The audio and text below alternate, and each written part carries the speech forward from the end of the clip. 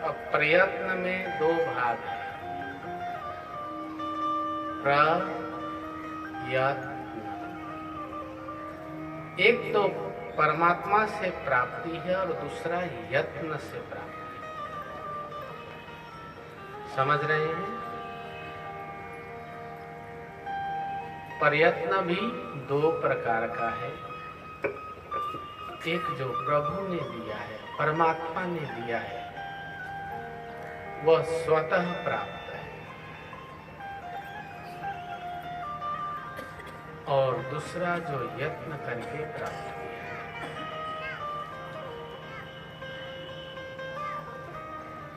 और दोनों के ही स्वाद बड़े सुंदर होते हैं,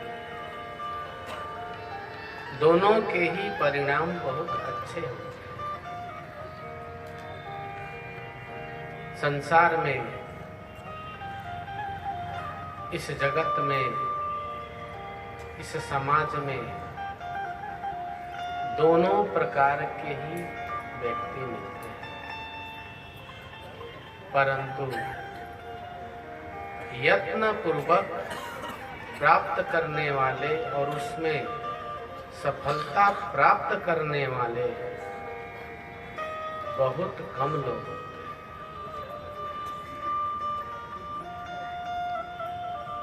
और बहुत से लोग राम भरोसे रह जाते हैं और बहुत से लोग थोड़ा चलते हैं, फिर बोलते हैं चलो इतना ही काफी है। उससे आगे के लोग होते हैं, बोलते हैं थोड़ा और, अभी तो सिर्फ अपने पेट भरने के लिए सोचते हैं कि मेरे बच्चे हैं, उनके पेट भरने के लिए भी प्रयत्न करो। फिर वो समझ में आती है, अरे मेरे नाती पोते होंगे, वो कैसे रहेंगे, उनके बच्चे होंगे, वो कैसे रहेंगे। और वास्तव में उनका जीवन इतना उलझ जाता है, इतना दुखदायी हो जाता है कि वो अपनी जीवन जीना ही भूल जाते हैं। और ऐसी अवस्था को प्राप्त किया हुआ व्यक्ति को विक्षिप्त कहा जाता है। क्या कहा जाता है? विक्षिप्त। उसको हिंदी में क्या बोलते हैं भाई? पागल। अंग्रेजी में मैड, क्रेजी भी बोल सकते हैं।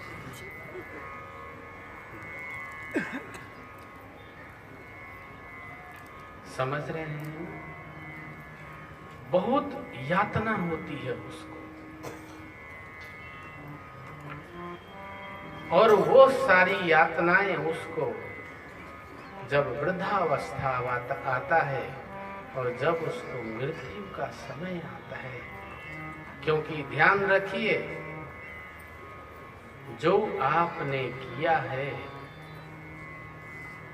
वही आप काटेंगे, जो आपने बोया है वही आप काटेंगे। जैसी आपकी धारणा, चाहे ज्ञान पूर्वक या अज्ञान पूर्वक, समझ में या ना समझी से बनता है, वो आपके साथ चलता है। समझ रहे हैं? एक व्यक्ति खड़े होकर के एक दीवार पे पक्षी उड़ रहे हैं, उसका नकल कर रहा है, ऐसे ऐसे। किसी व्यक्ति ने पूछा, ये क्या कर रहे हो, गिर जाओगे? बोला, मैं पक्षी की तरह खुले आसमान में उड़ना चाहता हूं।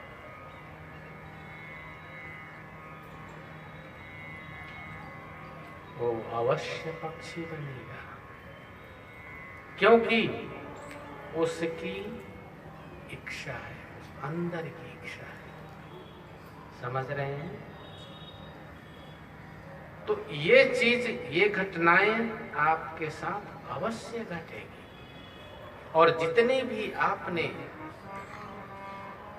संग्रह किए हुए हैं, धन ही नहीं, मनों की वृत्तियां,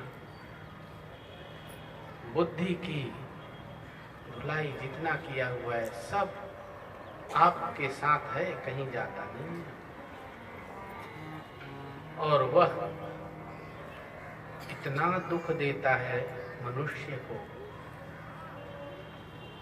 पशु तो बेचारा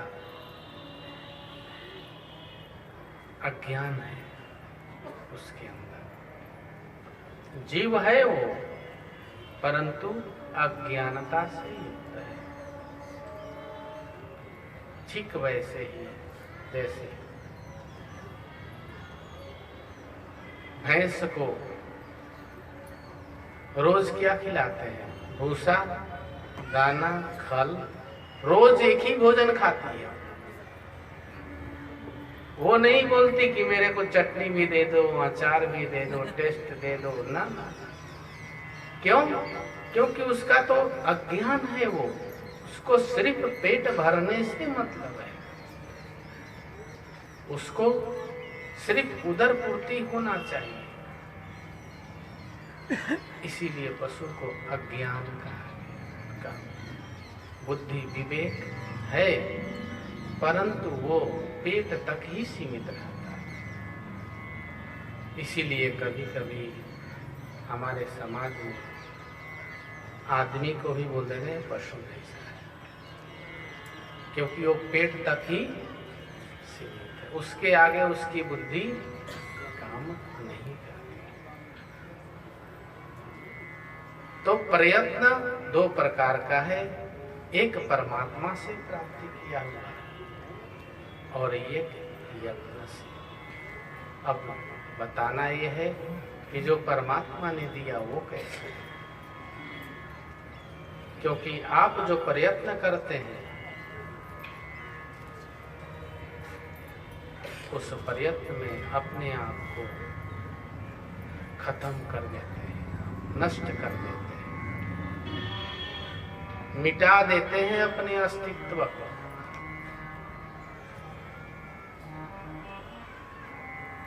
और जहां आप मिटते हैं वहीं आप सोचते हैं कि मैंने कुछ बना लिया, मैंने कुछ पा लिया, मैंने कुछ कर लिया। वास्तविकता ये है, जितना मनुष्य अपने आप को खत्म करता जाता है उतना ही वो सोचता है कि मैंने कुछ ले लिया, मैंने कुछ पा लिया, मैंने कुछ कर लिया। और वहीं पे उसका श्री राम होता था।